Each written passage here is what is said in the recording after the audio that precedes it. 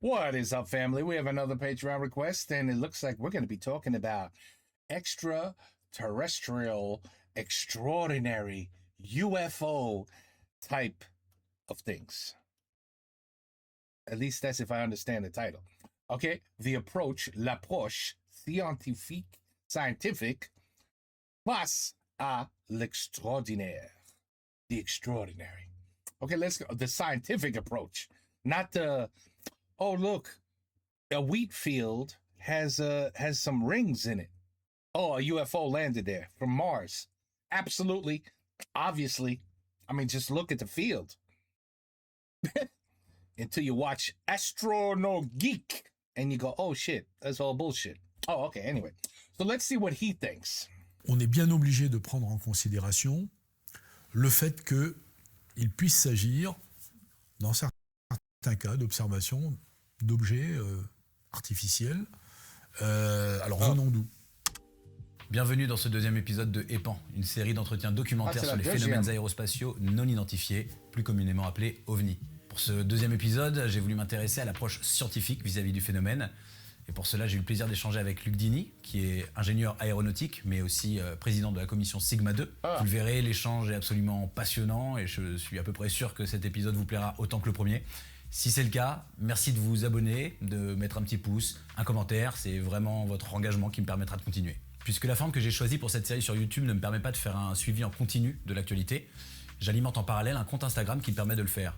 On l'a vu dans l'épisode 1 avec Baptiste, les choses évoluent vraiment de jour en jour et c'est assez compliqué de s'y retrouver. C'est pourquoi je pense que ce compte pourra satisfaire tous ceux qui souhaitent s'informer de façon simple et ludique. Je le rappelle, la démarche de cette série n'est pas de s'opposer aux sceptiques ou de convaincre les curieux. Elle est de trier, d'explorer, d'analyser, avec la rigueur qu'impose tout sujet d'étude, les données crédibles à notre disposition. Alors je vous propose qu'ensemble on essaye de comprendre en mettant de côté nos préjugés.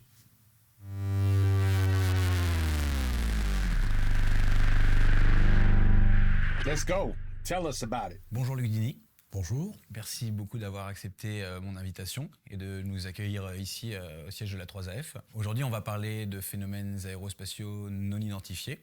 Est-ce que vous pouvez nous raconter comment vous, au fil de votre carrière, vous êtes arrivé à vous intéresser à ces phénomènes? Quel a été votre parcours? C'est un parcours assez simple. Bon, je fais une carrière d'ingénieur de construction aéronautique, donc évidemment avec un attrait pour ce qui vole dans les... By the way, that's an amazing job. You have to be brilliant to do that. Just throwing that out there. L'espace aérien, dans l'espace tout court.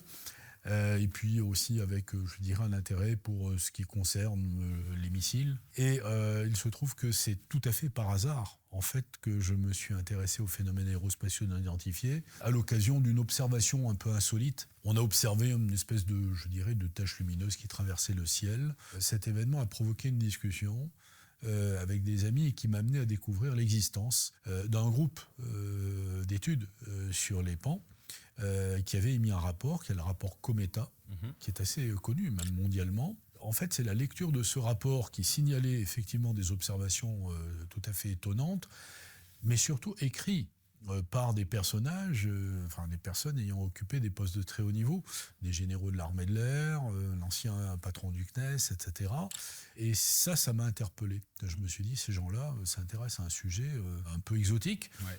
S'ils le font, c'est qu'ils ont des raisons, ce sont des gens sérieux. Faisant partie de l'association d'aéronautique et des astronautiques de France, où nous sommes, je participe à un certain nombre de travaux, mais pas du tout sur les pans. À l'époque, je connais l'existence d'une commission technique qui s'appelle Sigma, et je découvre que Jean-François Clairvoy, astronaute connu, fait partie de cette commission, et d'autres, et puis également Pierre Bescon, qui est un ingénieur général à la retraite, qui fait partie aussi du groupe Cometa.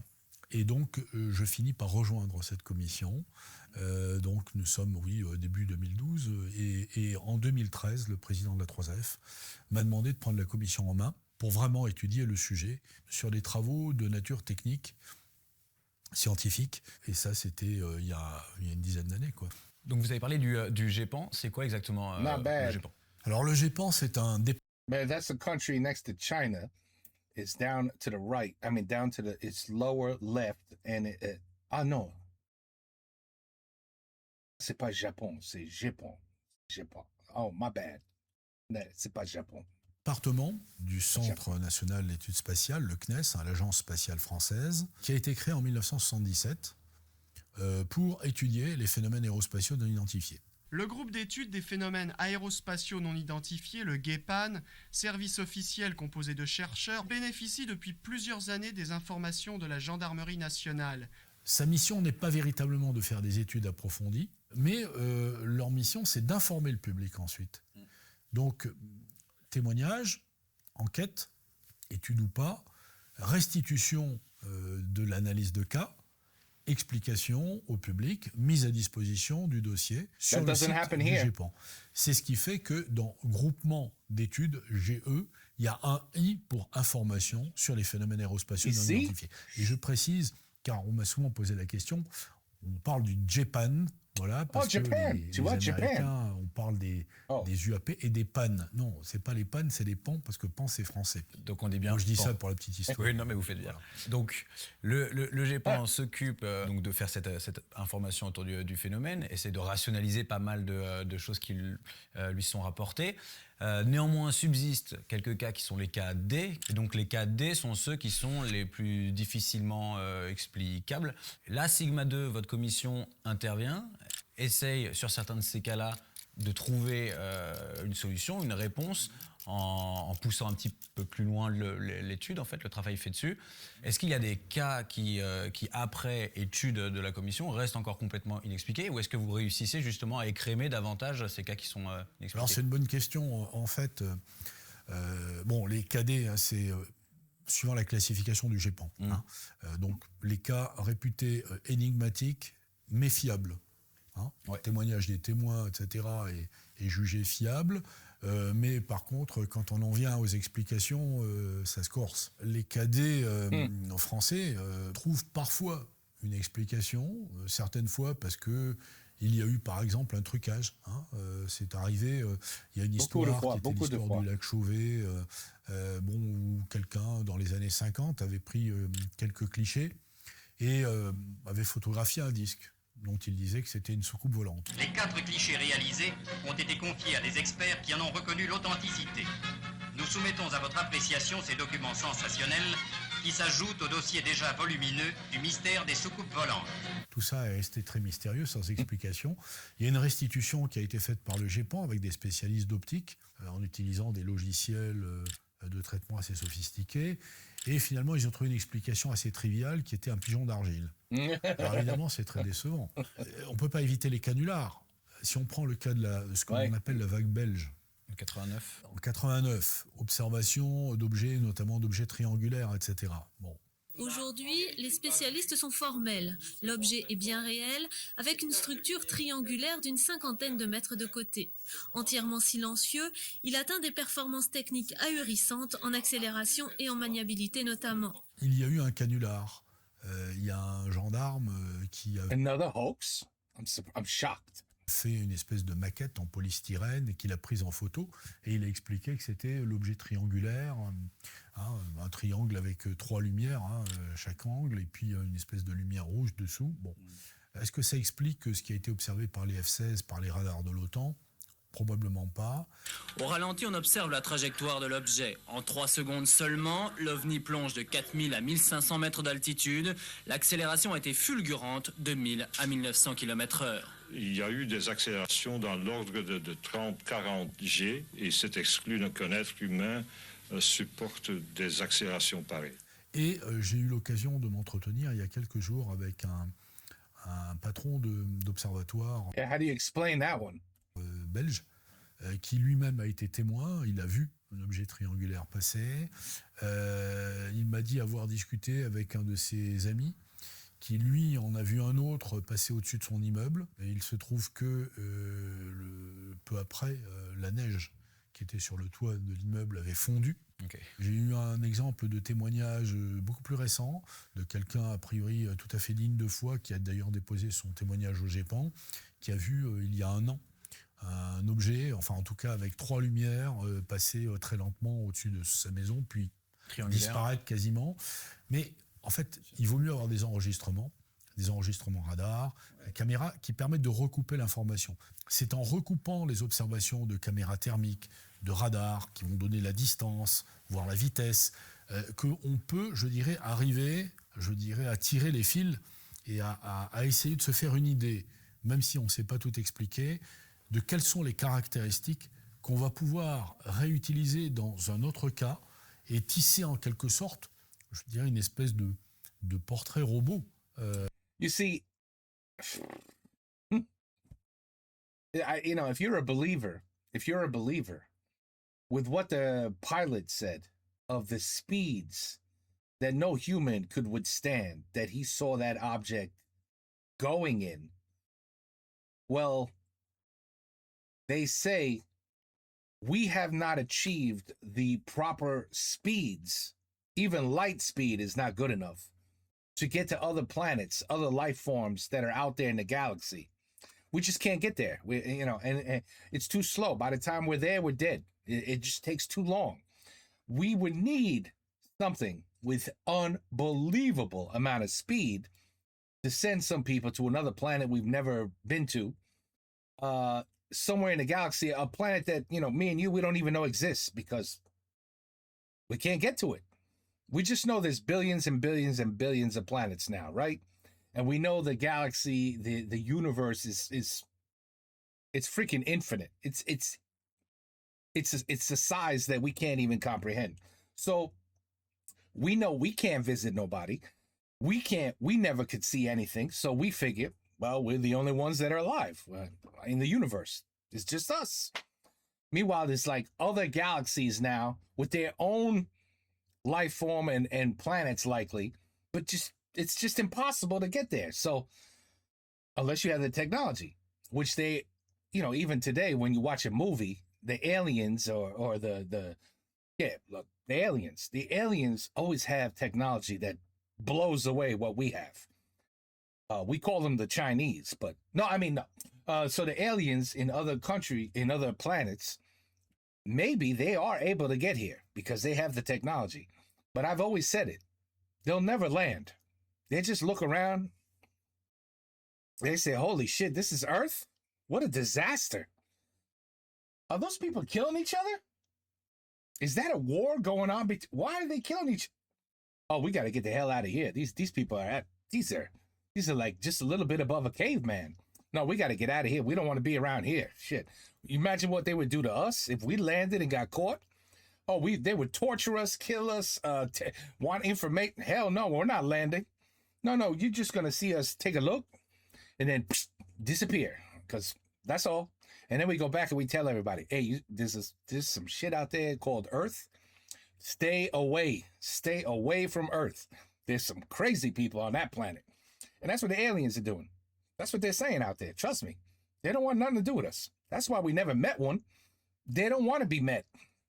But what that pilot said is interesting. Because what could it have been?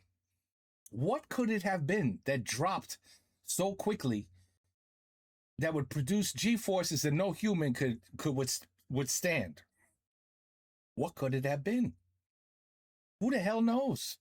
We never seem to have the right amount of proof. Ever. No matter what. De ces phénomènes ou de ces objets.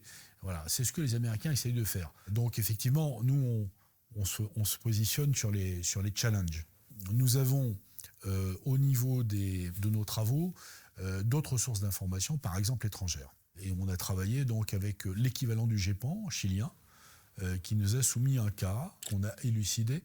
Donc vous voyez, on peut partir d'un cas qui est jugé énigmatique, fiable parce qu'il y a des mesures en l'occurrence, et donc avec les données de la caméra infrarouge d'un côté, de la situation radar civile autour de Santiago du Chili, on a pu reconstituer ce qui se passait et finalement lever le doute et découvrir que ce qui était pris pour un ovni, en réalité, était un Airbus A340 dont on a reconstitué l'image thermique, donc parce qu'on a des spécialistes de ces choses-là, et on a fait coller en fait le plan de vol et la trajectoire de l'avion, son image thermique avec ce que voyait la caméra. Ouais. Et donc la démonstration fut faite. Alors, loin de moi de prétendre qu'on solutionne tout, justement, j'ai un autre exemple en tête qui s'est produit dans les îles anglo-normandes. C'est une observation faite par 2 avions, principalement par un dont le commandant de bord sont des avions de transport régionaux. Donc aperçoit à un moment donné un premier objet lumineux de forme elliptique allongée, puis un deuxième, fait le signalement au contrôle aérien. Alan 544, zone pass message. Roger, I've got a very bright object, very bright yellow object looking, well, like a cigar. Like a cigar. Well, looking through binoculars as I am now, there's a second one just appeared behind the first one from where I am. Certainly 2 objects now. Passengers can see 2 objects. Roger, have you any idea of the scale of them?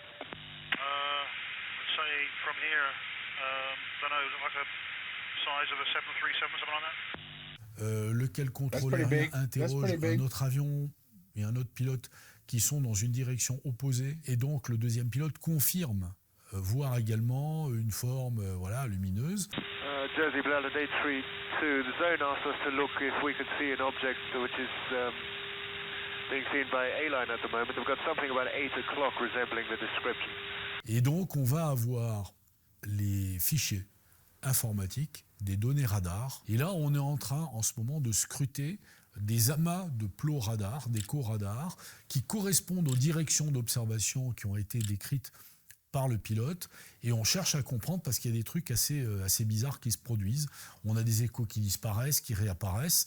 Donc voilà le cœur de l'action sur l'analyse d'un cas équivalent D, puisqu'il n'y a pas d'explication depuis 2006. Et donc là, on met nos spécialistes sur le sujet et on essaye de trouver. On n'a pas encore trouvé ce que c'était. Voilà. Est-ce que vous, par votre expérience, il y a des choses que vous avez pu observer qui, a priori, ne sont pas dans le champ des possibles humains, en termes de technologie, je veux dire. Des choses, que ce soit des performances de vitesse, d'accélération, ce genre de choses. Like the pilot just said before. Parce que c'est ce qu'on entend beaucoup à propos de ces objets. On a évidemment regardé bon nombre de cas qui donc offrent des caractéristiques qui sont des caractéristiques curieuses, et nos conclusions là-dessus recoupent largement les conclusions américaines. Alors, quelques exemples. Du point de vue de la cinématique, la cinématique, c'est en fait, c'est la trajectoire, c'est la vitesse, ce sont les accélérations. Donc on sait comment se déplace un hélicoptère, on sait comment se déplace un avion, un missile, un drone. Bon. Il y a un certain nombre de cas où on a observé des objets animés d'une vitesse ou d'accélération qui sortent, je dirais, de l'épure des technologies du moment. Premier exemple, un exemple français, publié par le GEPAN, issu des comptes rendus d'observation de l'armée de l'air. Donc nous sommes en 1957, c'était il y a longtemps. Oui. La base de Cognac fait une observation radar de 2 traces radar à 45 minutes d'intervalle, volant à 2800 km/h. Donc ça veut dire que... C'est plus vite que le TGV. Vous avez eu 2 traces radar crédibles, observées par des opérateurs de l'armée de l'air, volant à 2800 km/h. Je vais vous dire, des engins pouvant voler à 2800 km/h et probablement dans une gamme d'altitude allant jusqu'à 2000 mètres, 3000 mètres, on ne voit pas très bien ce que ça pouvait être. Et en plus, ça veut dire que c'est un vol supersonique. Et un vol supersonique, ça fait des bangs supersoniques. Ouais. Rien entendu. Je saute, je dirais, d'un an en arrière, 1956, en Grande-Bretagne. Il y a un cas qui est extrêmement célèbre, qui s'appelle le cas de Lakenheath. Bon, Lakenheath, c'est le lieu d'une base. Il y a 2 bases, en fait, Lakenheath et Bentwaters, qui sont des bases de l'OTAN. Nous sommes en 1956, il fait nuit, et il va y avoir, pendant plusieurs heures, des lumières qui se déplacent dans l'espace aérien, seules ou en groupe, avec des formes géométriques, s'arrêtant, donc vol stationnaire, puis accélérant à plus de 3000 km/h. C'est quoi ? Alors on peut dire c'est un mirage, peut-être, mais en même temps c'est observé au radar. Donc vous avez l'effet lumineux et vous avez les échos radar. Physique, c'est certain. We began to notice something going very, very fast, much faster than anything we'd ever seen before. and then suddenly stopping, and only the apparent slowing down, and then accelerating from that position at terrific speed straight away. La RAF... Explain that one. You can't. Tu peux pas l'expliquer. envoie un chasseur qui va prendre en chasse l'un de ces objets lumineux. I can remember saying to David, contact, and he kept saying to me, what is it? I can't see it. And it was fairly obvious that whatever it was stationary. Et il va se retrouver avec l'objet lumineux dans son sillage. Hein. C'est-à-dire que c'est comme dans les combats aériens, hein, où on se poursuit. En général, le chasseur, c'est celui qui est derrière, hein, et le chassé, c'est celui qui est devant. And I seem to remember the second pilot saying he is right behind us. That's the thing that sent the shivers up our back. Yeah, that would shit a brick too. Oh, you got that expression in France? Chier un brick? Je sais pas. Because, one thing is one thing to be attacking somebody else, but if they're right behind you, attacking you. Donc cette affaire-là est relatée dans les archives de la CIA, a été relatée dans les enquêtes menées par l'US Air Force aux États-Unis. Voilà des changements de direction brusques, position stationnaire, accélération brutale. Ça correspond pas à ce que l'on appelle la mécanique du vol, ce qui fait traditionnellement voler un avion, même un avion de chasse extrêmement sophistiqué.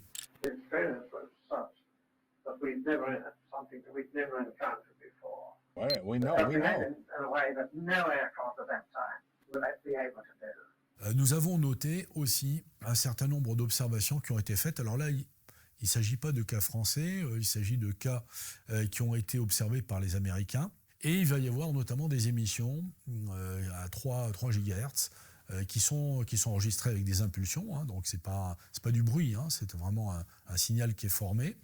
Nous retrouvons aujourd'hui des émissions enregistrées par les Américains dans les comptes rendus qui ont été faits par la NASA et par cet organisme qui s'appelle l'ARO, qui est en charge des enquêtes sur les ovnis aux États-Unis maintenant.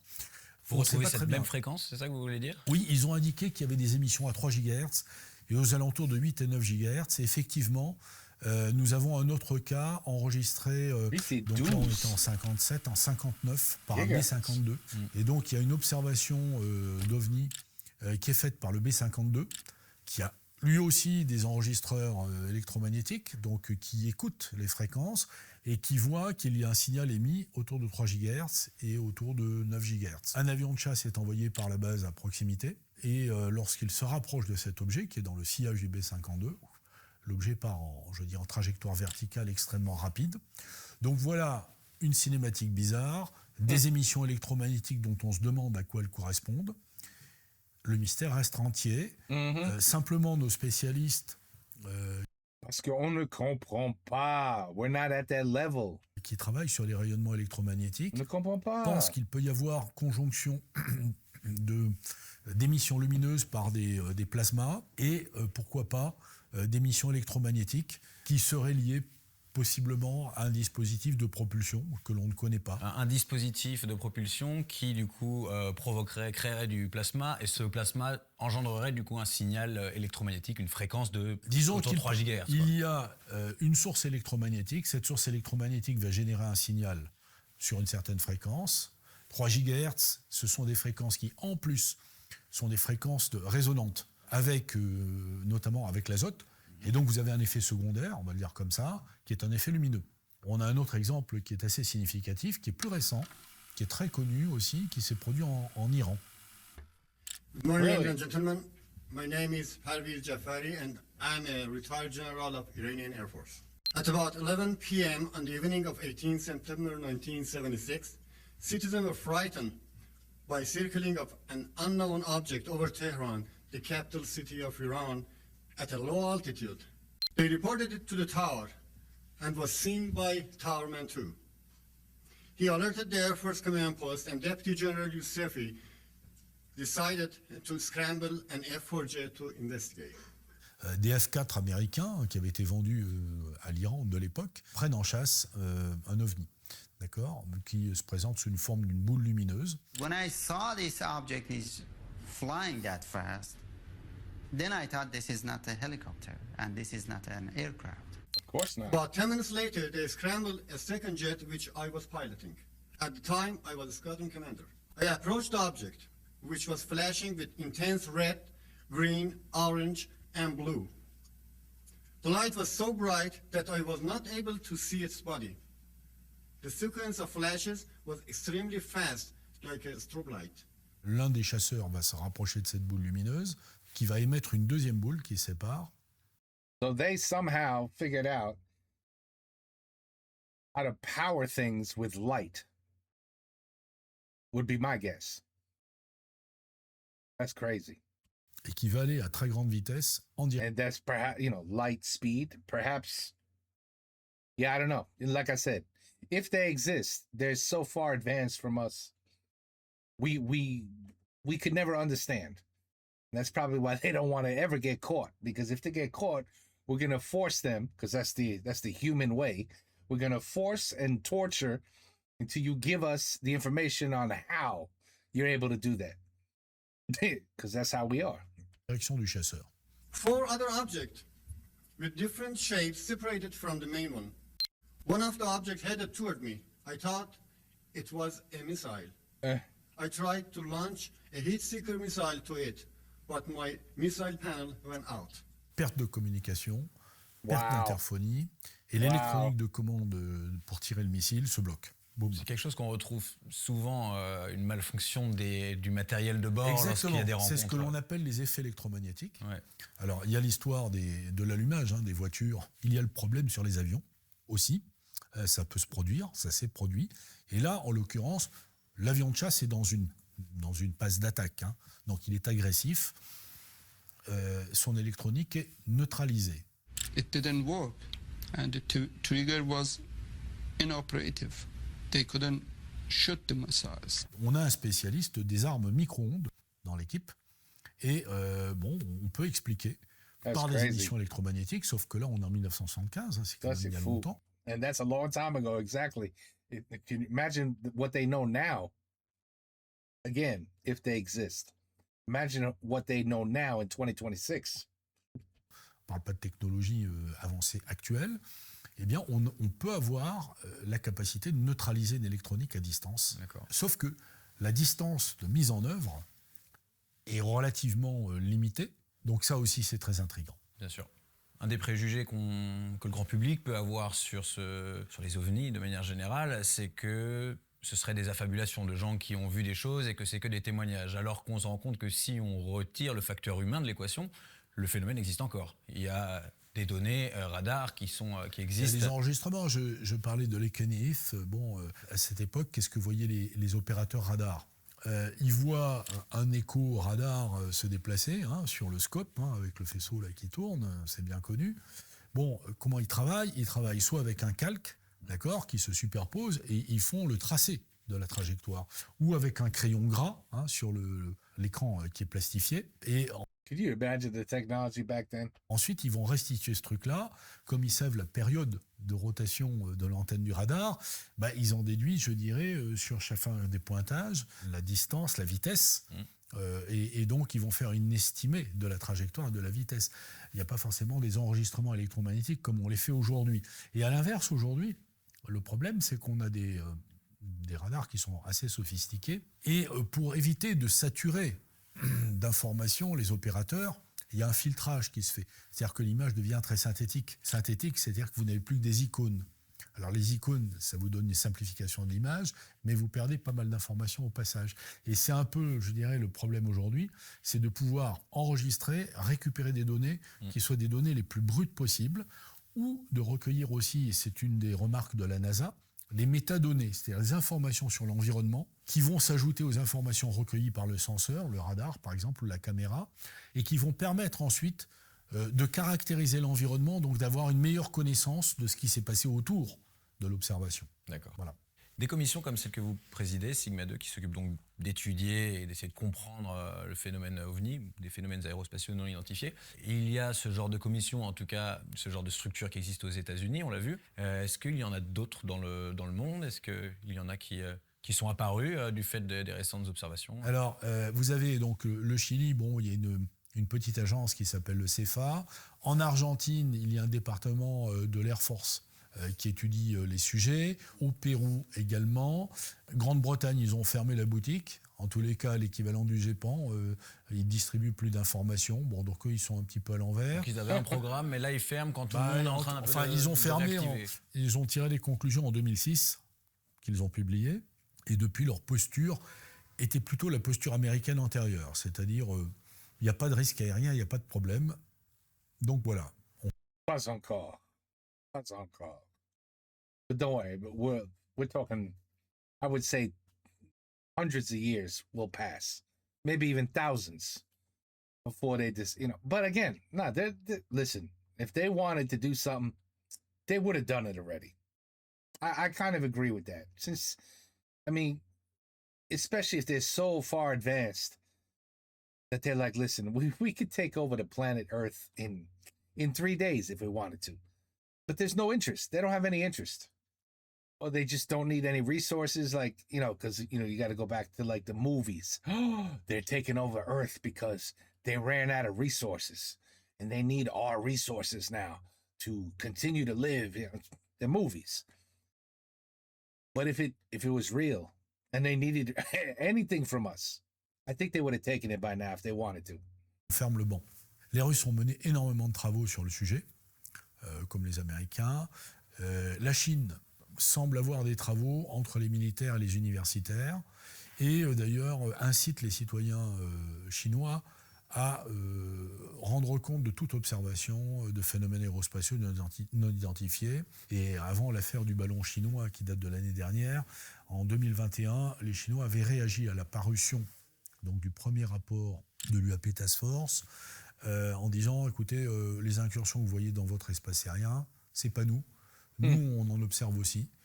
C'est étonnant. Et on a mis nos scientifiques et nos militaires pour travailler ensemble avec de l'intelligence artificielle et essayer de créer une carte de l'apparition de ces phénomènes. Voilà. Première opération, reporter tous ces atterrissages sur carte au 200 millième avec la plus grande précision possible en faisant appel au rapport de la gendarmerie. Je vous demanderai de ne pas avoir peur du ridicule. Il existe des milliers de témoignages d'atterrissage de ces engins. Il est monté avec une vitesse extraordinaire, j'estime à plus de 2000 à l'heure. Tout d'un coup, qu'est-ce que je vois? Un objet qui passe par-dessus le cimetière. On voyait les tombeaux aussi bien éclairés qu'en plein jour. Des témoignages enregistrés à plusieurs centaines de kilomètres de distance, en Bretagne, en région parisienne, dans le sud-ouest de la France. Le centre spatial de Toulouse conserve les archives de 6000 témoignages. 4 personnes d'une même famille ont vu l'objet de très près se stabiliser au-dessus du cerisier du jardin voisin. Les performances aéronautiques, détectées notamment par les radars, semblent incompatibles avec les aéronefs, les objets que nous serions capables de concevoir et de fabriquer. On se met aux fesses de cet objet volant. Qui fait quoi? Qui fait le temps, qui disparaît. Je veux dire, une accélération fulgurante. Même la navette spatiale, c'est pas ça, quoi. Même pas. Les gens... Quelle moustache! Le grand public ne se rend pas vraiment compte que la France, en fait, elle a une longue histoire avec le phénomène OVNI. Vous parliez des MOC, c'est un sujet intéressant. Il y a eu une vague en 54, une vague d'observation.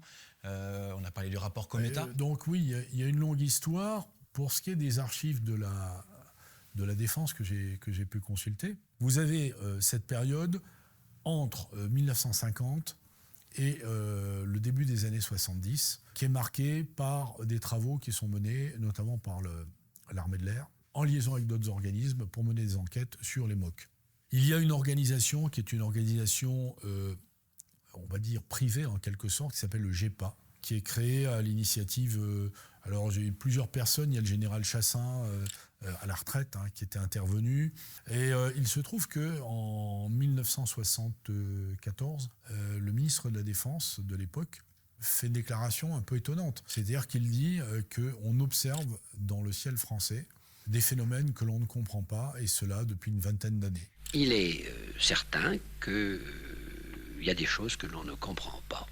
Il y a aussi la multiplication, alors tout à fait impressionnante, des observations visuelles, de phénomènes lumineux qui sont tantôt sphériques, tantôt ovoïdes, etc., et qui se traduisent par des déplacements extraordinairement rapides.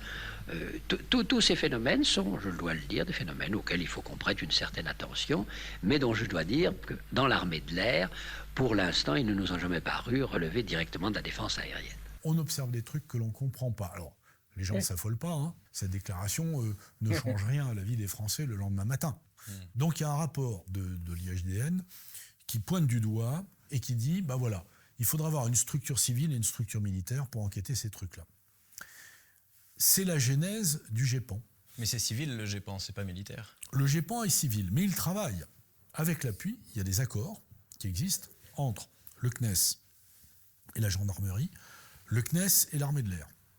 Donc l'armée de l'air, avec son commandement défense et opérations aériennes, est chargé d'apporter des informations lorsqu'ils sont saisis par le GEPAN, qu'il y a eu un signalement de pan dans une région, et que ce phénomène étant aéronautique à ce moment-là, eh bien, le GEPAN va demander à l'armée de l'air si par hasard il y a une trace radar qui était signalée dans la zone, quel était le trafic à ce moment-là, etc. Quelle est la position du coup de l'armée française à l'époque et aujourd'hui par rapport aux MOC donc et maintenant après les OVNI et maintenant les PAN? La position de l'armée française, du ministère de la Défense et de l'armée de l'air, a priori, c'est premièrement de ne pas nier l'existence de ces phénomènes. En tous les cas, depuis les déclarations du ministre, le GEPAN existe peu après et personne ne vient dire bah non, il ne se passe rien. Il n'y a pas de problématique de dangerosité en tant que telle. Le trafic aérien, il augmente. Les risques aujourd'hui sont plutôt liés à la présence de drones, dont il faut réglementer l'utilisation, etc. Ce n'est pas le problème des PAN. D'accord, il faut remettre les choses dans l'ordre et à leur place. Mais quand des pilotes de ligne, par exemple, peuvent rencontrer des boules lumineuses, vous parliez tout à l'heure, qui leur foncent dessus, ce sont des choses qui se sont réellement passées, il y a des rapports, etc. Est-ce que ça ne met pas en danger du côté français, il n'y a pas énormément de cas signalés de ce type-là. Il s'est passé des choses, je crois, dans les années 50, ça remonte assez loin. L'un des cas les plus remarquables et récents, tout est relatif, qui remonte à 1994, qu'on a regardé, étudié, et qui est étonnant parce qu'il n'est pas expliqué, où il y a eu un objet, une forme, qui a été observé par un équipage d'Air France. Nous sommes en janvier 1994. Le commandant de bord Jean-Charles Duboc et la copilote Valérie Chauffour sont aux commandes d'un Airbus A320 de la compagnie Air France. La copilote a dit « je vois un ballon météo », puis moi je voyais rien du tout, et finalement j'ai vu, par ballon météo, j'ai vu une espèce d'engin à 45 degrés d'inclinaison. J'ai fait le dessin là. Voilà, c'était incliné comme ça. Cette forme qui semble circulaire se déforme, les bords deviennent un peu flous, puis après c'est une forme de flèche et ça va disparaître. C'était brun, gris, sombre. On l'a observé pendant un temps qui est aussi un petit peu difficile à définir, mais je dirais moins d'une minute. Subitement, l'objet a disparu de notre vision. En même temps, l'armée de l'air fournit une trace radar. Le signalement qui est fait par l'équipage ne rebondit pas en un compte-rendu particulier d'observation d'OVNI. Ils ne font pas de compte-rendu, ils n'ont pas envie d'être embêtés. Parce qu'on peut être embêté lorsqu'on dit avoir vu ce genre de choses, il vaut mieux passer ça sous le tapis. J'ai eu l'occasion de discuter avec des pilotes aujourd'hui, des pilotes d'Air France qui, par exemple, ont observé quelque chose, posent des questions. Donc la mentalité évolue. Les gens se sentent plus libres aujourd'hui de s'exprimer sans penser être considérés comme un farfelu, un rigolo. Non, ils sont professionnels et professionnels de l'aéronautique. Depuis la Deuxième Guerre mondiale, il y a 1200 cas d'OVNI vus par des pilotes. Donc, dans les formations pilotes, on pourrait peut-être en parler. Les OVNI étant inexistants dans l'aéronautique civile, officiellement, je ne vois pas pourquoi je ferais un rapport sur l'inexistence. C'est un coup à passer pour un farfelu, quoi. L'affaire rebondit 3 ans plus tard à cause de Cometa. C'est un groupe d'anciens de l'IHDN, mais qui occupent... il y a plusieurs généraux, au moins un général de l'armée de l'air qui pilote ce groupe de travail, qui est le général Letty, décédé depuis. Il y a le général Forger qui fait la préface du rapport qui sera diffusé et envoyé au président Chirac et à Lionel Jospin, Premier ministre à l'époque. Donc, ce sont des pointures. Hein, ces gars-là, ils occupent des hautes fonctions. C'est pas des plaisantins. Ils sont crédibles. Le général Letty prend contact avec le commandant du BOC, commandant de bord de l'Airbus. Et il lui dit, toc, toc, toc, attendez, il y a un article là, qui est sorti dans VSD, il y a cette affaire, est-ce que vous ne voudriez pas déposer témoignage ? Et donc le témoignage se fait 3 ans plus tard. D'accord. Et 3 ans plus tard, l'équipage prend connaissance de la trace radar. Donc j'en reviens à votre question sur l'armée de l'air. L'armée de l'air a fourni des indications sur le fait qu'il y avait une trace radar. Vous voyez ? Maintenant, il y a le comportement des pilotes militaires aussi. Et de ce point de vue-là, je peux citer le cas du général Mignot. Lui a été témoin, avec l'équipage d'un Transal, d'une observation extrêmement connue, qui est celle qui s'est produite le 5 novembre 1990 en France. Enfin, dans le ciel français, et pas que. On remonte vers le ciel maintenant avec ce très curieux phénomène que des milliers et des milliers de gens ont aperçu hier soir vers 19h un peu partout en France. Il y a un phénomène d'envergure qui est observé. Certains y voient des formes triangulaires. Quand ça a passé, j'ai bien vu que c'était une masse parce que c'était noir, ça a caché les étoiles et les phares étaient allumés en dessous. Et donc ça éclairait au sol, mais ça devait être quand même assez haut puisque les reflets ne donnaient pas vraiment au sol. Mais alors si c'était haut, c'est que c'était énorme. D'autres des traînées correspondant à une rentrée atmosphérique, parce qu'effectivement, il y a un étage de fusée. It would be so cool, wouldn't it? If one of them would land, that would be pretty cool. It would shut so many people up. But again, I think they know everything they need to know about us. And they are not interested. Russes qui rentraient au-dessus de la France. Les boules lumineuses observées lundi soir n'étaient en réalité que les morceaux d'une fusée soviétique. Tu vois, that's the problem also. J'ai rencontré le général Mignot, il m'a montré la deuxième fois le dessin qui avait été fait. Ah oui, it could be a falling satellite, it could be a falling missile or something that broke in space and broke through the barrier and returned to Earth. It could be an asteroid that breaks apart. I mean, so many people could see something in the sky. I don't know what that is. Well, guess what? If you don't know what that is, then it's a UFO. Because you cannot identify what you see, and that's all a UFO is. So, of course, you're going to have people, oh, my God, it was huge. It was bright. It had red, green, yellow.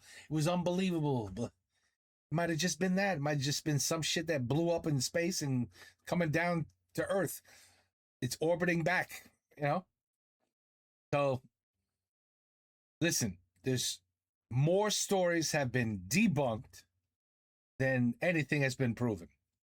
So that's what you got to go by. Par les membres d'équipage. Lui-même était extrêmement surpris puisqu'ils ont vu une espèce de masse sombre avec 3 lumières passer au-dessus de l'avion. Il semblait être proche, c'était surtout impressionnant. J'ai eu l'impression de voir passer à mon niveau, avant qu'on aille derrière, de voir passer une sorte de super porte-avions. Donc ils se sont déroutés, ils se sont reposés, avec un compte-rendu de risque de collision. En tous les cas, voilà, ils étaient un peu ébranlés, Puis quand on s'est retrouvé, j'ai envie de dire, derrière, et là, il a disparu très vite. Pas de turbulence, rien n'a bougé, Bon, ce compte-rendu, il existe. Vous voyez, il y a une réaction naturelle d'un équipage, c'est pas fréquent, mais ils l'ont fait, qui fait le compte-rendu à la gendarmerie de l'air, lequel compte-rendu a été transmis au GEPAN, qui a mené son enquête, et c'est dans les archives du GEPAN, dans les dossiers accessibles à n'importe qui. Ça ne veut pas dire qu'il ne faut pas améliorer les choses. Et on a quelques idées pour essayer de compléter les observations, de réaliser des trajectographies, par exemple optiques. Le réseau Fripon sait trajectographier des météorites qui peuvent rentrer à 50 km/s. Ça chauffe.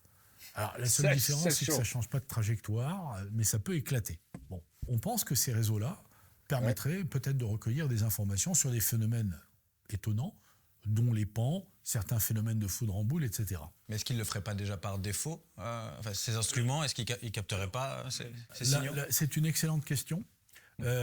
En fait, il le fait automatiquement.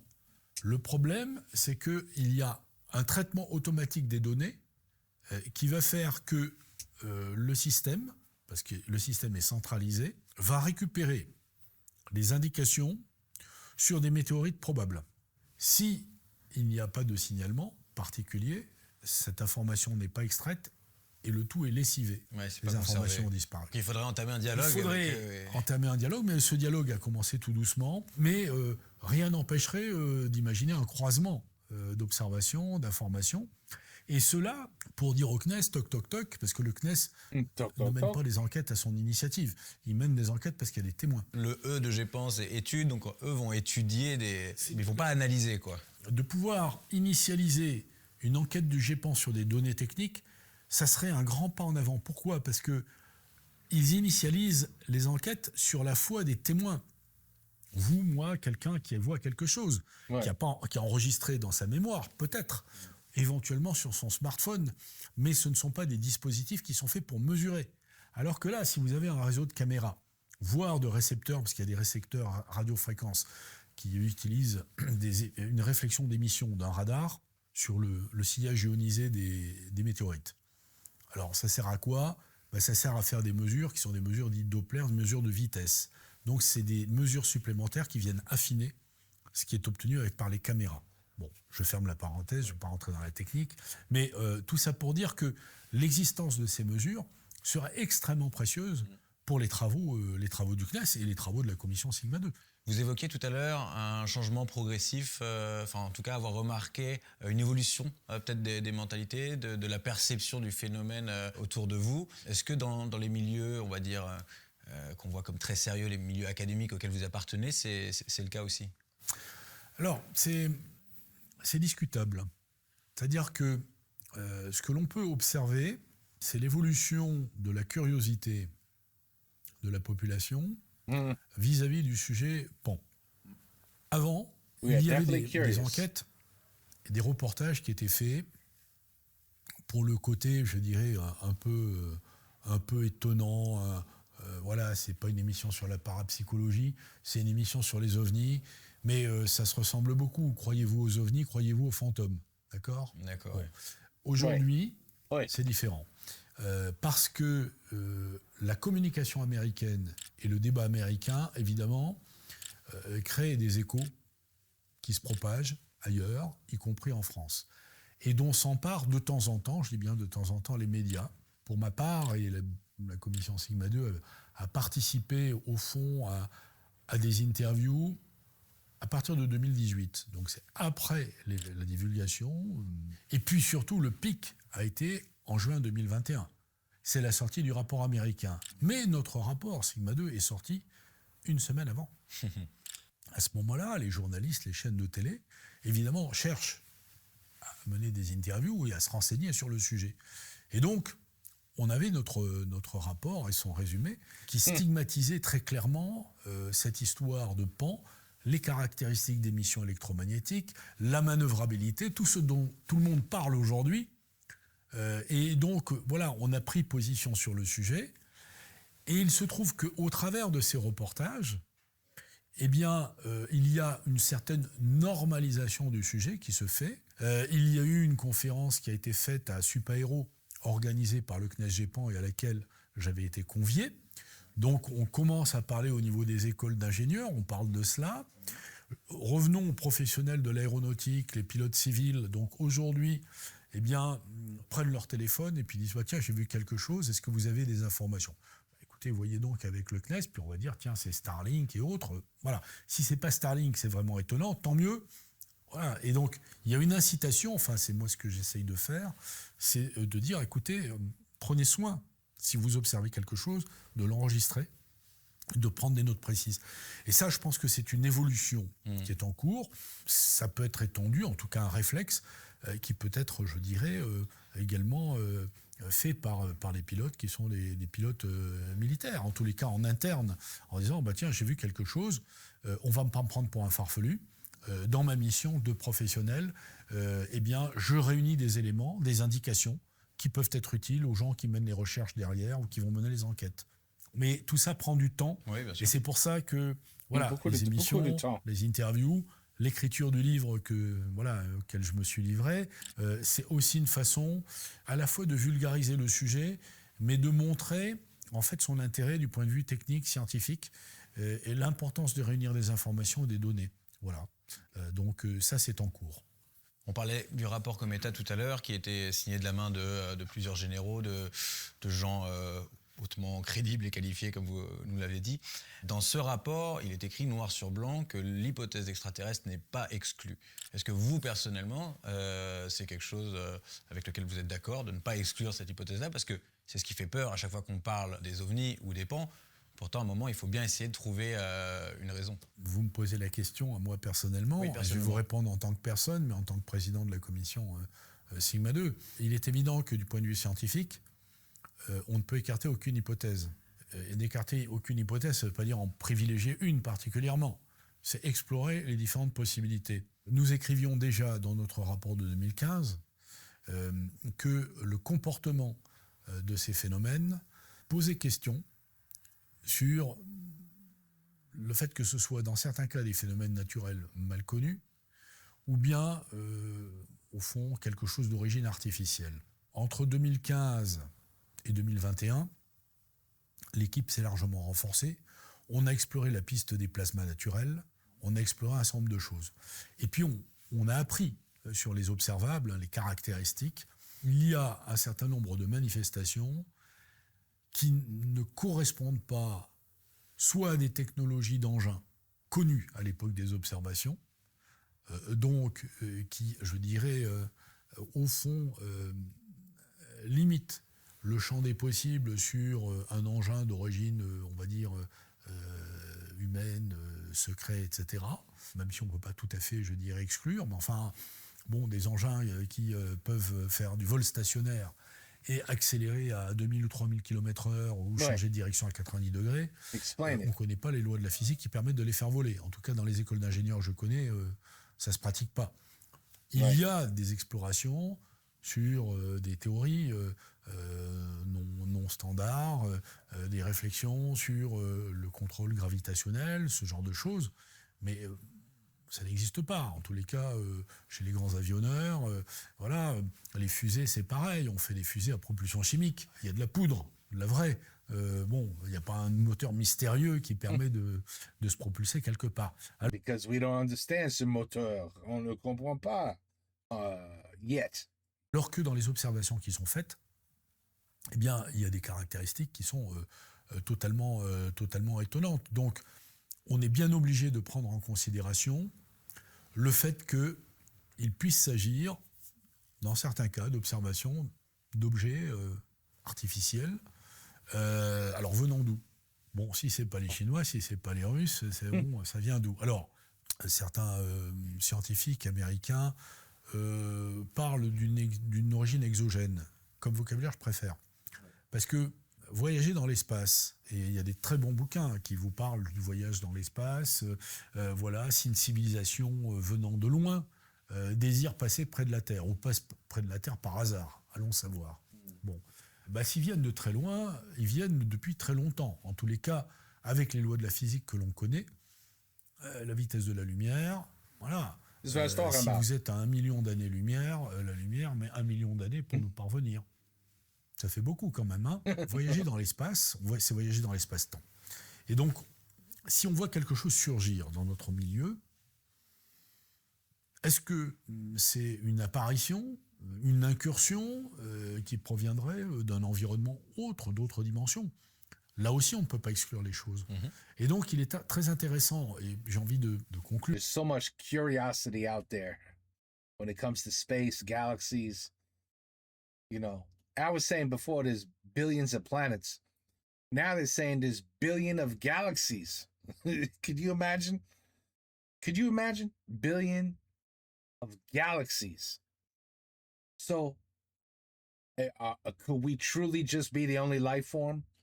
It really does sound unbelievable to say, yes, we have to be the only life form. It's almost crazy to say that. En quelque sorte, sur l'aspect technique et scientifique, et de mettre la question de défense et sécurité. Because we only know about this area.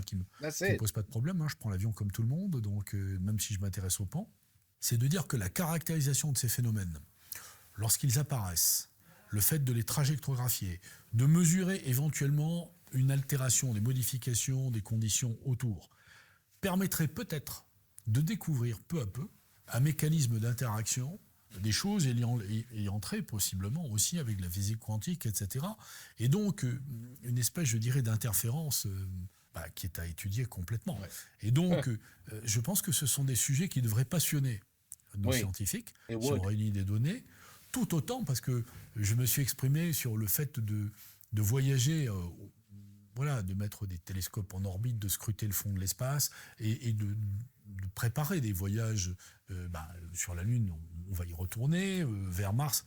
Bien sûr qu'il faut faire ça, bien sûr que c'est très important, c'est passionnant, mais en même temps, il y a place aussi certainement pour les scientifiques pour se passionner sur des phénomènes émergents dans notre environnement et qui méritent beaucoup d'attention. Ma question, pour conclure, se portait justement sur l'avenir un petit peu autour de cette question des pans. Donc vous venez un petit peu d'y répondre. Pour vous, c'est justement de continuer à creuser, à s'y intéresser, à étudier, essayer de trouver des réponses. Oui, il faut étudier et trouver des réponses. Et pour cela, il faut de la main-d'œuvre, il faut des scientifiques, il faut des mesures, car il n'y a que cela qui peut nourrir la science et permettre d'avancer. Réfléchir en regardant, à moins d'être un génie et d'avoir tout intuité, ça ne marche pas. Nos scientifiques, les Galilée et autres, qui ont fait des découvertes, qui ont Kepler, qui ont élaboré des lois, tout ça, c'est fait aussi par l'observation. C'est l'observation et les données qui permettent de contredire éventuellement les lois connues jusqu'à présent, ou au contraire, d'en énoncer d'autres complémentaires dans des conditions qui sont différentes. C'est comme ça que la science progresse. Merci beaucoup, Luc Dini, d'avoir accepté cette invitation. C'était passionnant. Merci beaucoup. C'est toujours intéressant de débattre. Et justement, dans des conditions qui sont... il y a eu 2 tournages ici. Il y a le vôtre et celui de Dominique Filleul. Ça apporte de la crédibilité. C'est-à-dire que vous avez un spectateur, un auditeur, qui va entendre un message qui est très différent de celui qu'on entendait avant. Je reviens à ce que j'ai dit tout à l'heure, vous croyez aux fantômes, vous croyez aux ovnis. Scénario absolument, je dirais, hilarant. On parle des navettes spatiales avec un équipage mixte, extraterrestre et humain. Le Français, dans sa chaumière, devant son poste de télé, il se dit « tu te rends compte, extraordinaire !» Le lendemain matin, il a oublié. C'est effacé, terminé. Ouais. Pourquoi ? Parce que la mémoire n'est pas marquée. On est marqué que par une espèce de sensationnel fugace. Le fait d'être pénétré en se disant « mais attends, c'est vraiment incroyable ces trucs-là. Bon, si je vois quelque chose, oui, je vais le signaler. Et puis bon, tiens, je vais lire un bouquin. » Et les gens, à ce moment-là... He's absolutely right. Dans le milieu professionnel de l'aéronautique, les gens n'échappent pas à ce mécanisme-là. Parce qu'ils sont nourris de tellement de choses, leur cerveau, là, tous les jours, on est sur nos jobs, sur nos activités. L'histoire des ovnis, de se dire, tiens, mais attends, il y a Alain Juillet, il y a un ingénieur, il y a un général, etc. Tiens, c'est marrant, jamais j'aurais pensé ça. Mais ce qui est intéressant, c'est un peu le réflexe en se disant, mais attendez, finalement, cette histoire-là, c'est une histoire intéressante. Et I think it's very interesting. I think you could debate and talk about this forever, for nonstop.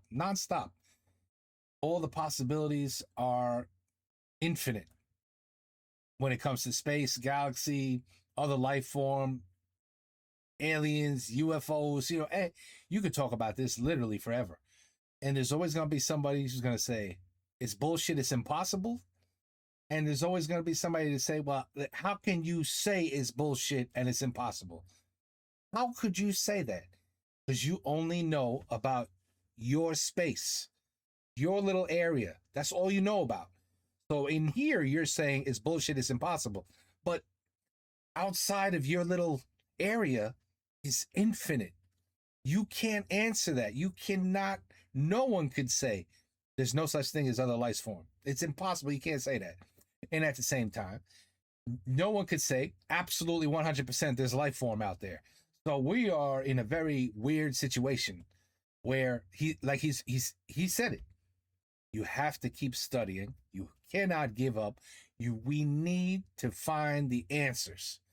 What the hell was that thing that went from 0 to 10,000 miles an hour in 1.3 seconds? You know what I mean? what the hell was that? That's not even possible. It's not possible with what we know. See, if you go back to like the 1920s, right? When they first made like a vehicle with 4 wheels, right? That could maybe do 18 miles an hour. Had you told them, hey, you know what? One day we can make the same car. It's going to do 300 miles an hour. They would say, are you out of your mind? That's absolutely impossible. The technology is impossible to go 300 miles an hour. Look at this engine in here. Look at the way it works. It's a steam engine with old style shit, you know, pistons, and you got to feed it coal or whatever. It's impossible. This technology could never do 300 miles an hour. Yes, but why don't you look ahead 50, 60, 100 years? Yes, it can. So it's very simple. If someone else, another planet, another universe, another galaxy is thousands of years advanced from our technology, of course, over here, we're going to say, man, that's impossible. You can't have 0 to 10,000 and then immediately stop. That's not possible. You can't do that because we don't know how it's done. We have no idea. We are not the smartest out there. If there's other things out there, we are definitely not the smartest out there. 100% no. Definitely not. On la prend au sérieux. C'est ce que j'essaie de faire avec cette série d'interviews. Il faut le prendre sérieux. Il faut le prendre. Plusieurs et on essaie de le faire sérieusement, de façon analytique. Peut-être que les gens, petit à petit, commenceront à s'y intéresser. C'est ce que j'espère. En tout cas, moi, je sais que ça me passionne. Je pense que... I think everyone's interested, but it's exactly what he said. There's too much shit going on in our head. That, oh, wait. Oh, that's absolutely incredible. Yeah, that does look like a UFO. Anyway, did you hear the Knicks are in the finals? You know, that we don't, our attention span is not big enough and good enough to really just every day we wake up. I wonder if there's life form somewhere else. He's right. We have too much other bullshit to think about. Like, how am I going to pay the bills? Man, the electric bill went up again. Shit, I got to make some money this month, or we in trouble. That's what we're thinking of. We're not thinking about, I wonder if there's life on other planets. Only when it's discussed do we think about it. But everyday life, we never think about it. Never. Je pense qu'il y a matière à les intéresser. Oui. Encore merci, Luc Dini. C'est interesting interview. Super. Merci. C'était très bon. Et voilà pour ce deuxième épisode. J'espère qu'il vous a plu. Si c'est le cas, n'oubliez pas de vous abonner, de liker, de partager autour de vous. Cet entretien avec Luc Dini a été essentiel à mon travail documentaire car il a permis d'une part d'établir la réalité scientifique du phénomène et d'autre part, il a souligné l'importance de mobiliser davantage de ressources si l'on veut un jour trouver des réponses quant à l'origine des pans. J'espère sincèrement qu'avec le temps, ce sujet occupera la place qu'il mérite au sein de notre population, de nos médias, de nos politiques, de notre communauté scientifique, et qu'il deviendra un sujet comme un autre, même si je vous l'accorde, tout cela sort de l'ordinaire. Merci. Et à bientôt. It's a good video. A lot of information. Good video. It's a good video. And like I said, it's all about, oh, that was part 1? I wonder why we went straight to part 2. That's probably, I guess it's an American that, you know, saw some crazy shit in the sky too. And he interviewed him. Okay, this is more or less the same. But anyway, this is all about how you feel, how you think, and how interested you are. If there's other life or not. Some people really don't give a shit. They say, you know what? I got too much going on in my own life to worry about if there's other life. You know? But it really would be interesting. I don't know. We'll see what happens. I mean, me and you, we probably won't see shit. But 20, 30 years, well, you know, we might. We'll be old. But it's possible that 20 to 30 years from now, I really feel, because of AI, that we are going to figure out a lot of new shit that we didn't know existed. And I don't know. You know, you can't have an answer of what you think you might see until you see it. That's all I got to say. Just think about what we see today and just think about 50 years ago, how you would have never believed, like, what? A car can drive me to places without a human driving it? You know, like, wait, electric cars. You plug in electric and what? You can push a button and it'll take me to a place where I don't even have to drive. It drives for me. You would say, are you out of your mind? Are you on drugs or something? Seriously, you've been hitting that shit a lot, huh? 50 years ago, you would have said, that's bullshit. That's impossible. That don't even make sense. It'll never happen. It's too dangerous. We'll never allow it. Well, now we got helicopters. Car helicopters. I don't know what the hell you want to call them. They're basically cars that turn into flying vehicles that are going to taxi people from, like, you know, New York City to, you know, somewhere like 3 hours that now will take 25 minutes, where it would take like 3 hours with a car. So everything we thought like is bullshit, it's impossible, it's too dangerous, it's happening. So now just add another 50 years and think about what the hell this world will see 50 years from now. We won't know, but a lot of people, our kids, they better get ready, because this is gonna be a weird place to live. All right, anyway, good stuff and good information, and you believe what you want to believe. That's it. To each their own. Take care. Peace out. A la prochaine.